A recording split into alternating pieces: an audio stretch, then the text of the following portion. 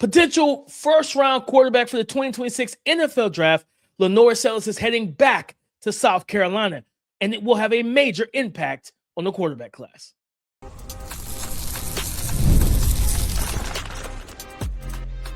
You are Locked On NFL Draft, your daily podcast covering the NFL Draft. Part of the Locked On Podcast Network, your team every day.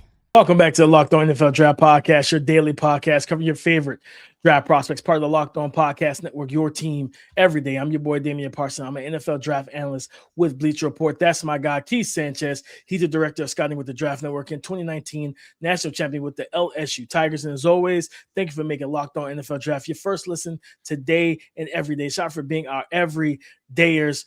Buy or sell. LaNorris Sellers is going back to South Carolina, saying, I'm not going to the NFL. He's returning to college, working out an NIL deal for at least one more season. We're going to talk about whether or not that was a good idea or a bad idea. We're going to break that down. Chris Bell, Louisville star wide receiver, tore his ACL a few weeks ago. What impact will that have on the 2026 wide receiver class? And is Peter Woods, who just declared for the 2026 NFL Draft, is he still a top 5 pick? We'll talk about all that in just a moment. Today's episode is brought to you by FanDuel. If you want to be right in the middle of the action this season, visit FanDuel.com and place your NFL live bets all season long. LaNorris Sellers, 6'3", 230, 40 pounds, Keith. A guy that was kind of a polarizing name. One of the big, when I think about preseason, when the hype for the quarterbacks was at a premium. Mm-hmm. It was Nuss, it was Sellers, it was Aller, it was Klubnik. Arch was in there and stuff like that. So, but the top 5, like the big 5.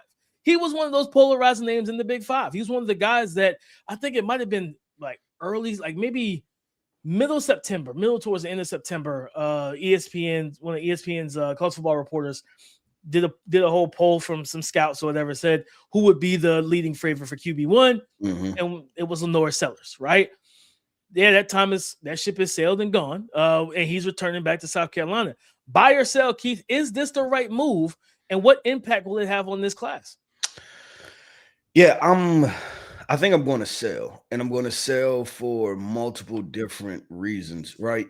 Obviously, you can look at the talent level of what's around LaNorris Sellers, right? As far as the offensive line, the receiver core, things like that. And in South Carolina versus him potentially find another place where the opportunity is better, right? He can find better talent around him and better protection and things like that.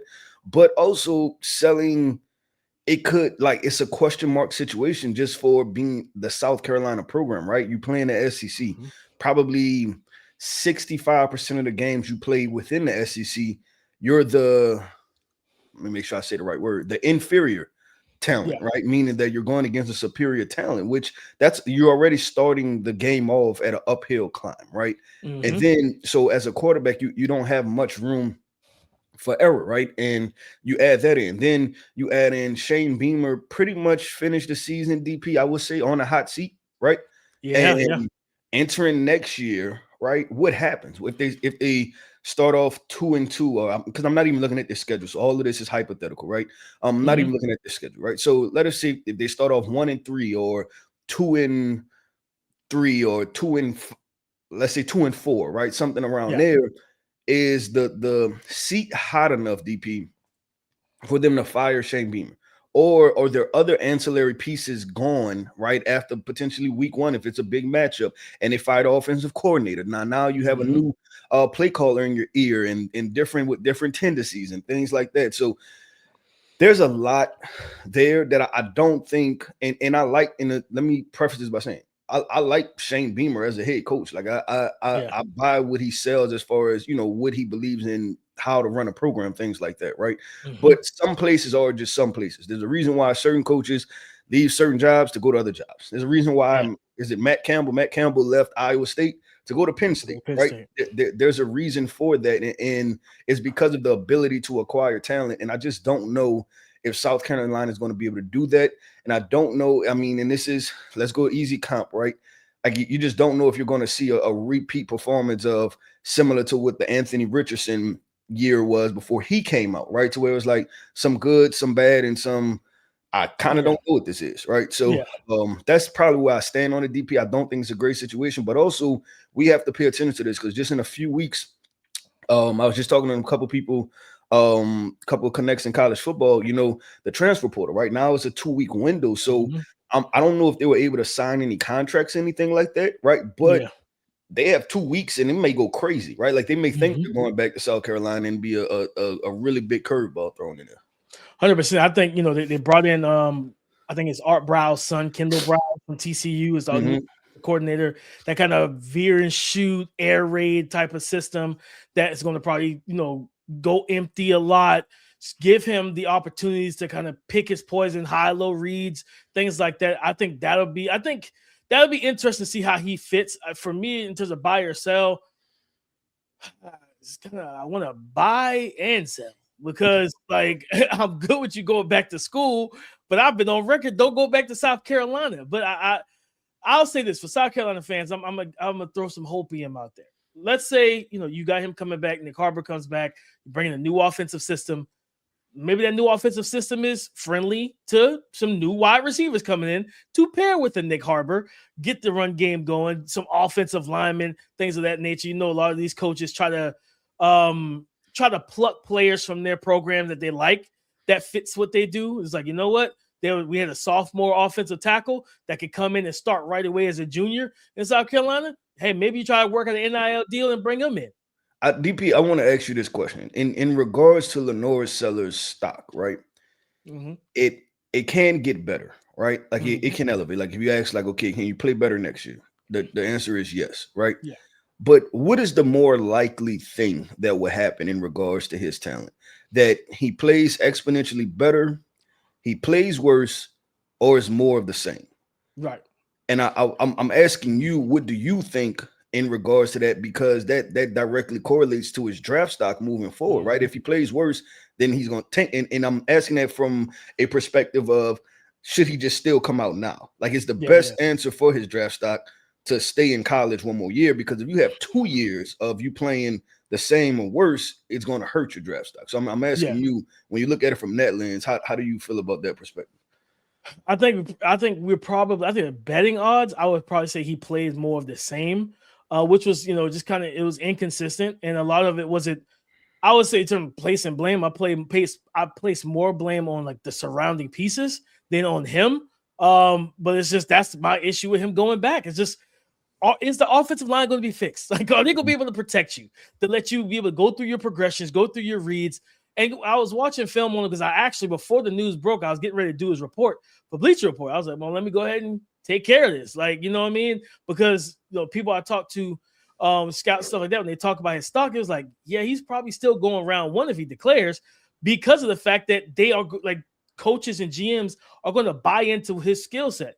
Watching them on tape, Keith, I watched a guy that he was further along than I guess the narrative would have been, if he doesn't go back to school, but what the narrative would have been, period. Like, people look at him like, man, he's a raw, toolsy quarterback. And like, kinda. I'll say kinda. He's a little bit more advanced than people give him credit for. It's just hard to see it a lot of times because he doesn't have the opportunities, right? And it's like, yeah, he's more than just a moon ball to Nick Harbor. He can work the short and intermediate parts of the field.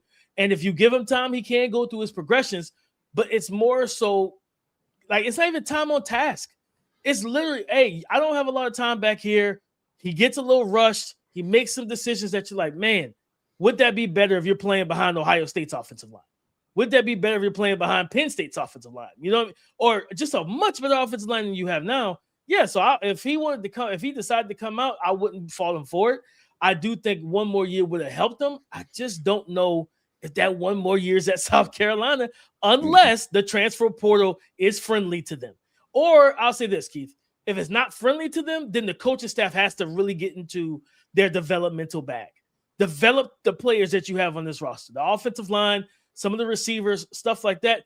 You got to develop guys. It can't just be the LaNorris Sellers show every single Saturday afternoon or Saturday night. It can't be that way, right? What we saw against Clemson last year, when he put the team on his back, that was great. That can't be your recipe to success every week. They have to figure some things out. I still didn't say buy or sell. I said buy and sell. He's going back to South Carolina. I'm saying sell. Until I see what they're able to do in the portal, it's a sell for me. But hey, he's going to get it back from NIL, get some more reps under his belt. We'll see how it progresses. Yep. DP, let's do this, man. From LaNorris Sellers returning to South Carolina reports. Let's talk about Louisville's wide receiver Chris Bell, right? A projected first-round pick.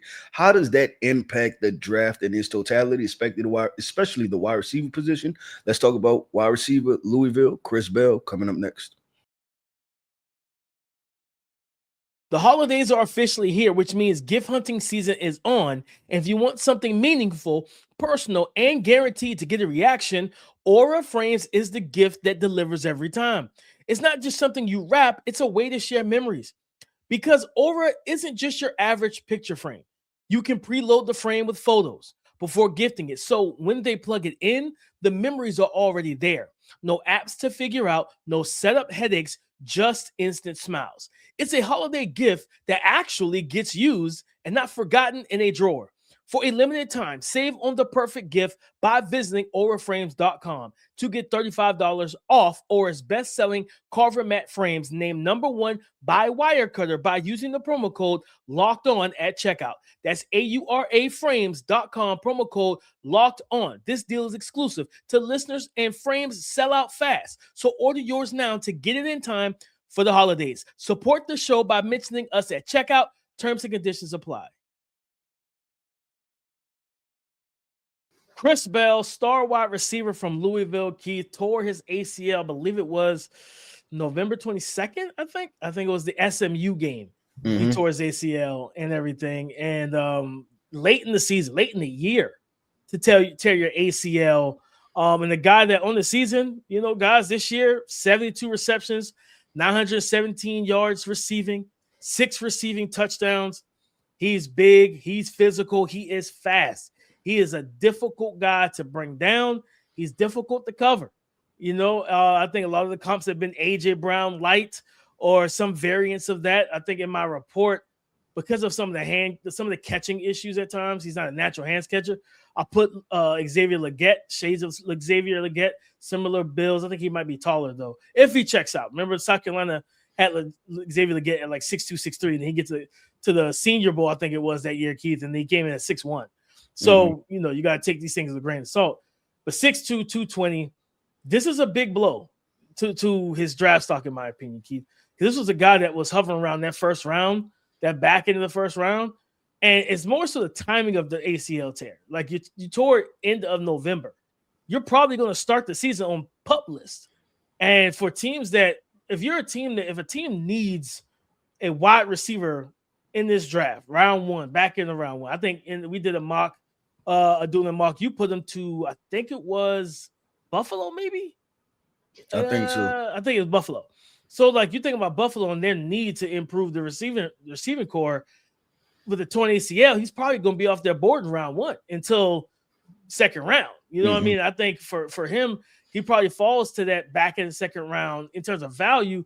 You get yourself great value if you get him somewhere around there. I think his stock takes a hit. If he tears it October, it may not take as big of a hit, right? But his stock definitely took a hit with this, Keith. And I think the impact of that is going to elevate guys that were behind him. Because for me, he was my wide receiver 5. I have Tyson, Cardinal Tate, I have Mekhi Lemon, and Casey Concepcion, all 4 ahead of him. But he's ahead of Chris Brazo, Elijah Surratt. I had him above Denzel Boston. Now with the ACL tear, those guys that were behind you, they elevate because they're healthy. They're going to be able to go to not just a bowl game, but an all-star event, the combine, test, pre-draft workouts. They can host their own pro day, all that type of stuff like that. Yeah, like they'll have more opportunities or more bites at the apple to impress NFL teams. And we won't be able to see, because one of the big selling points, Keith, is what was going to be him running the 40-yard dash at 6'2", 220. And dear God, if he hit 4.4 or 4.38 or anywhere close to that, and it's like, oh yeah, sign me up. Some GM will be sitting in the stands in Indy, in Lucas Oil Stadium, and said, that's my guy. For round one, I'm taking that big monster who just busts a low 4.3, but not being able to test, that hurts him a lot. Yeah, I'm right there with you, DP. For all the reasons you laid out, right? Like, what is the impact? The impact is he's probably going to fall to the second round, right? And I feel like that's with medicals going great because Yeah. I think the part that you kind of hit on, and I'm gonna dive into that part. He wasn't necessarily a complete prospect, right? There was still the natural hands catching part that people had to kind of overcome, right? To be like, okay, he doesn't catch the ball clean all of the time, right? So where does that place you? And I think automatically I probably put him somewhere on a scale of pick, maybe starting at pick 17, right? Like right at the midway point to the end of the first round, right? And then when you add in the ACL injury, obviously that drops you down, and it drops you down. And it's an interesting thing because you have to dive into, okay, who's the doctor, right? Who's the doctor that's going to repair it? And then what NFL team has potential connections to that doctor, and how much do they trust that doctor? And then how's his rehab going? And all of these different things that was it a clean tear? I don't even know if it's a clean tear or not. Yeah, and then the rehab part, right? And the unfortunate part is the rehab part has started without an NFL team handling it. Yeah, handling, right? Like a specific team being like, okay, this is our guy. We're going to put him through our rehab process with our doctors. We feel really good about this, right? So I think there's going to be a lot of questions, and it's probably just going to steer teams away. And the last part that you hit on, which I agree with, is that it elevates some guys, because to me, the most productive wide receivers, right, are your Mekhi Lemons, right? And then you have Jordan Tyson and Cornell Tays, right? They're probably your consensus number one first round wide receivers, right? I think it's the best way to say it. But then, and I keep saying this, the reason why I'm excited for this draft class is that there are a lot of big body wide receivers, right? When you mentioned Denzel Boston, you throw his name in there, you throw in Chris Brazzell, you throw in even Jordan Tyson and Cornell Tate are big body wide receivers. My guy from Notre Dame, who I'm not letting up on, Malachi Fields, is another big body wide receiver that I like a lot. It's going to elevate those guys. Those guys are going to jump into there. And it's unfortunate that there are so many big body wide receivers, because teams can opt to go to those guys instead of him. And then the last part is the testing. The athletic testing is going to be question mark. And when you have that, I think it's going to be hard to sell to the fans, because I always say this, right? Like, the draft, part of this is a popularity contest, right? Part of this is the GM thinking about, man, what could I sell to this fan base, and the fan base being happy, and I could keep my job, right? What pick could I pick that if this goes wrong, the fan base is not going to blame me, they're going to blame other people, right? And if you draft a guy wide receiver with a torn ACL, right, with no numbers and no stats to back it up for the fans to get excited, you might be on the hook for that. So I think GMs are potentially going to look at it like that too. No, 100%. I'm glad you brought that part up, because you got to sell it to a fan base like, hey, we took a guy who just tore his ACL in November, and the fans are like, what are we doing? Like, we need a wide receiver that can play right now. Is he healthy? Is he going to be ready to go? We'll kind of take step by step, go through rookie mini camps and OTAs. Because that's the things that fans want to get excited about, right? Like seeing the guys in rookie OTAs and rookie mini camps, and then seeing them in training camp, and you're not necessarily sure how the last few months of this rehab process is going to go. And the last few months are very important when you're talking about the strength and structure of the ACL. Yeah, and it's just like you said, piggyback off that. Will we see you in training camp? Like, no, we'll see you, but it's in what capacity will we see? Will we see you with the trainers on the sideline, working out and rehabbing still, and getting ready to go, or will we see you actually being able to go do one-on-ones, like if you got joint practices and stuff like that? Like, will you be okay to jump into the last preseason game and we get to see you in live competition? Because, like you said, fans want to get excited. Fans want to buy jerseys. Fans want to cheer for somebody. But if I don't know when I'm going to see you, I can't really cheer for you. The only thing we have left is just the college football season. And by the time we get to training camp, that's past fans' mind. At that point, they're like, hey, we didn't watch the highlight tapes and people do film breakdowns. We want to see you in our system and how you mesh with our quarterback, our coaching staff, things of that nature. And if you're not able to get on the field to iron out any kinks, it just makes it very difficult for fans for fans and the media, right? Like, because you got to deal with the, player, even for the player, stepping up to the podium and having to field those questions of, because the NFL media and college football media are two different things, two different worlds. Mm-hmm. You know what I mean? It depends on where you land, right, Keith? If you go to Buffalo, where the Keon Coleman thing hasn't worked out for them, you're going to get that comp to Keon Coleman, and it just indirectly. Like, in terms of the media looking at you, they don't want the stuff that they had with Keon, where it's like all the playful banter before practice, all that type of stuff when he first got drafted. To like, hey, we want to see you perform and be a first-round pick or show that you were worthy of a first-round pick. It's going to be the same thing for Chris Bell in terms of now you got to answer the question of how healthy are you? When are we going to see you? What's the coach is saying? Like, and it's just like, man, I can't choose when I'm on the field. They got to give me the green light. I feel like I'm 100%, but they're telling me I got to wait. So it's a lot of things, man. And at the end of the day, it helps those, unfortunately, because I wanted to see this young man perform all draft season. It's going to help those guys behind him. You know what I mean? Jerm Bernard gets bumped up a couple picks because he's another strong, sturdy build wide receiver. He's not 6'2", 6'3". I think he's like 6'1", like 210 or something like that. Like, he's well filled out. Guy like him can get bumped up. Like, other guys can get knocked up a couple picks or at least a half a round because teams are like, hey, it could be a run on wide receivers at the top of the second round, Keith. Yep, I agree 100%. DP, let's do this, man. Let's stay in your neck of the woods. Let's talk about Clemson defensive tackle who declared for the draft, Mr. Peter Woods, right? Consensus, we walked into this season, he was the best player, right? And we know that there's been a lot of shakeups within Clemson program, but there's been a lot of shakeups on 2026 NFL draft boards overall. We're going to ask the question. It's simple. Is Peter Woods still a top 5 lock overall? We're going to talk about that coming up next. NFL Sundays move fast. One big play and suddenly everything feels different. That's what makes live betting with FanDuel so exciting. You're not just watching the game, you're reacting to it in real time. With FanDuel, you can place bets as the action unfolds. Every drive, every momentum swing, every highlight moment.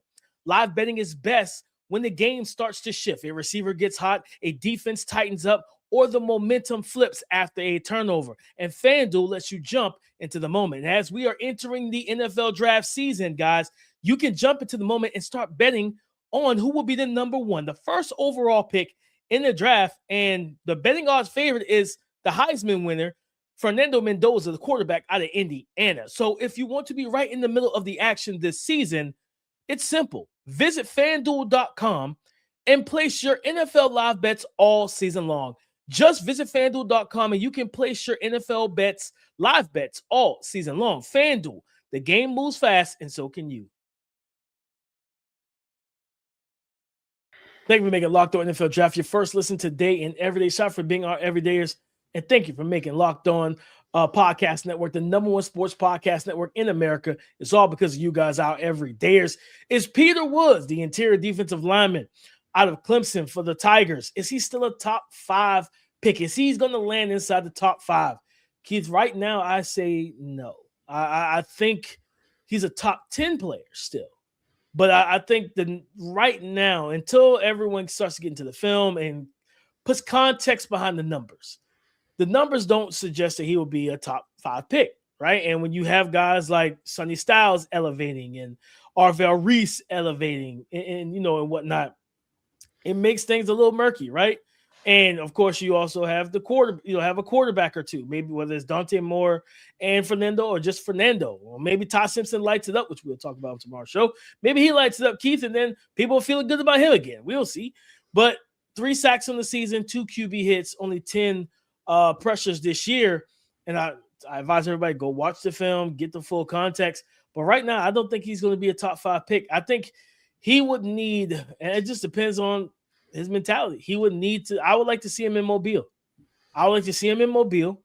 His partner's going out there. TJ Parker's going out there, right? Because I think TJ Parker understands the urgency of the situation for him, for his draft stock. I don't think Peter Woods' draft stock is dropped like TJ Parker's has, but there could be blood in the water for him. It was like, if I go out here and dominate these tackles one-on-one and remove me from this abysmal defense we were running, these are my words, not TJ Parker's. I'm not speaking for him. I'm not his translator, guys. But the point is, we're moving from that team and that defense. and he goes and balls out at the Senior Bowl, he moves himself back up in that round one situation. Peter Woods goes out there, and I keep saying it, follow the footsteps of Walter Nolan. Go out there, remove yourself from that scheme and how you were two gapping, playing 0 and playing 1, and go play 3 tech. Maybe drop a little weight, go play 3 tech, be your most athletic version of yourself. You could end up solidifying yourself as not a top 10 pick, but maybe boost yourself back into the top 5 range. But right now, Keith, I think he's more top 10 than top 5. Yeah, DP, I look at this, and I'm looking at the draft order right now, right? And teams, I guess, that you can say are in play to be top 5 teams, right? The Giants, Vegas, Tennessee, Cleveland, New Orleans, Washington, and the Jets. That's the top 7, right? Are there teams that you feel like out of those teams, and you look at the Giants, the Raiders, the Titans, the Browns, the Saints, the Commanders, and the Jets, that you feel like, you know what, for sure, interior defensive tackle over anything else? Because I look at the Jets, and obviously they lost Quinnen Williams, but they need a quarterback, right? I look at the Commanders, they can, I mean, they need edge. Yeah, they need edge because they've drafted defensive tackles, right? So you X them out. The Saints are interesting, but I think they may need an edge and a wide receiver 1, right? Like a top wide receiver. They just traded one away. So defensive tackle probably comes maybe 3rd. And they also drafted Brian Bresee a couple years ago. The Cleveland Browns. They are, until they figure out if Shador's the guy or not, they're going to always be attached to all the quarterbacks. Yeah. And they need wide receiver help. Because I think wide receiver help more. They got Michael Hall, who him and Mason Graham. Yeah, they just drafted Mason Graham. So they're probably not going to go defensive tackle again. Tennessee Titans. Obviously, they have all-pro Jeffrey Simmons. Yeah. They need edge. They need wide receiver help. Bad. So real bad. Yeah, and I'm assuming they probably prioritize those over that, right? Or edge and wide receiver help over defensive tackle. But I would leave them as Walter Nolan territory, Keith. That top 15, 16. Remember, Walter Nolan went 16 to the Cardinals. Yeah. Yep.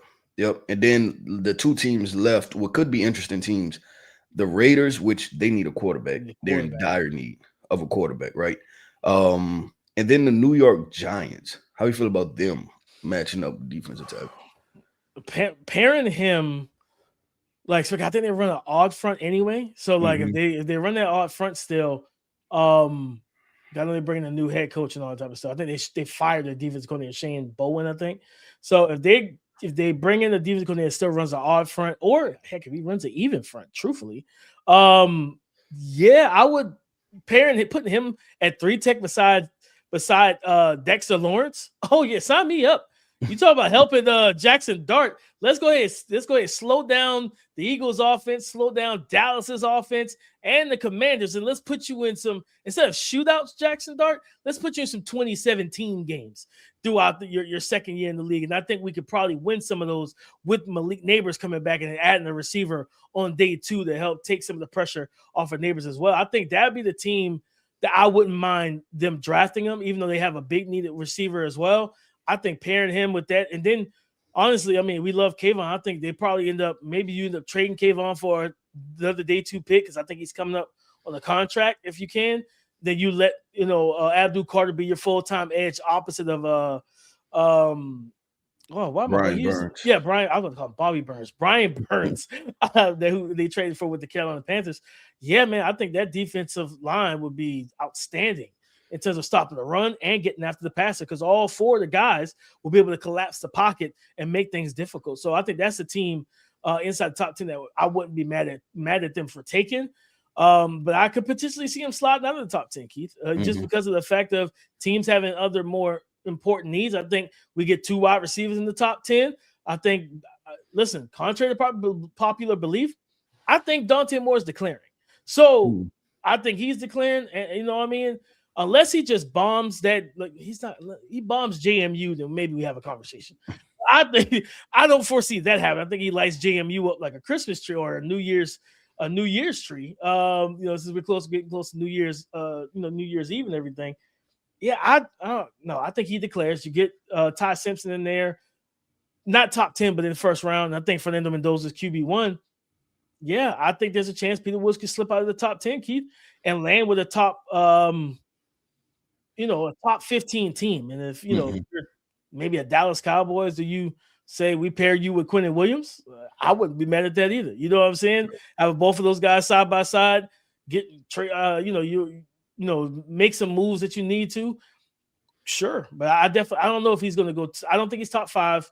And then after you list off those teams, top 10 seems kind of murky too, to be honest with you. Yeah, it's tough, and that was 7 teams, and that's why I did that too, like just to try to find almost a lock type of fit, right? Yeah. Like, you know what, let's go defensive tackle right here. And we always say like premium positions. I see this, like I'm kind of in between on it. I just think that there are teams that look at things and say I may have a more impactful, position to address, right? Overall. Yeah, so sure. it'll be tough. And I think Peter Woods, for me, he'll probably still finish as a top 5 talent in his class, but just finding, it takes 2 to tango, right? You have to have the talent and you have to have the team to kind of match up and pair up.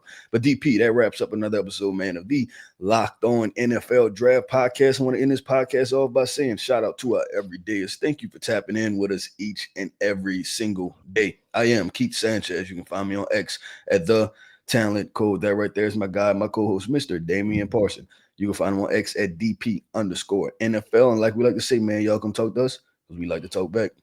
Go subscribe and follow my friend on YouTube, wherever you listen to podcasts, to get the latest episode as soon as it is available. On tomorrow's show, we are starting our college football playoff game breakdowns, and we're going to break down Oklahoma versus Bama from a prospect-driven standpoint. Ty Simpson, John Mateer, those prospects you need to watch this Friday night when the college football playoff kicks off. Come and join the conversation again tomorrow on the Locked On Podcast Network, your team every day.